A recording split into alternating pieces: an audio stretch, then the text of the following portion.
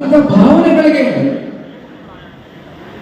ಧಕ್ಕೆ ಉಂಟಾಗಿರ್ತಕ್ಕಂಥದ್ದು ನಿಮ್ಮ ಮನಸ್ಸಿನಗಳ ಮೇಲೆ ಯಾವ ರೀತಿ ಒಂದು ನೋವು ಉಂಟಾಗಿದೆ ಅಂತಕ್ಕಂಥ ಒಂದು ಪರಿಕಲ್ಪನೆಯೂ ಕೂಡ ಇವತ್ತು ನಾವು ಈ ಸಂದರ್ಭದಲ್ಲಿ ಅದನ್ನು ಆಲೋಚನೆ ಮಾಡಲಿಕ್ಕೆ ಆಗೋದಿಲ್ಲ.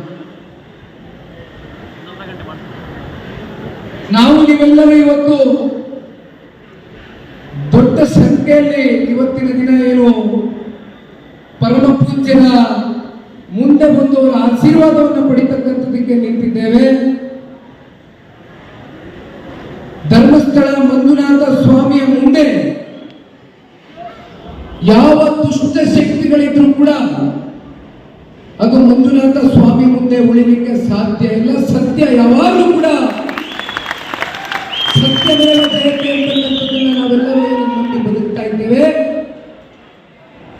100ಕ್ಕೆ 100ರಷ್ಟು ಇವತ್ತೇನು ಕಳೆದ ಹಲವಾರು ದಿನಗಳಿಂದ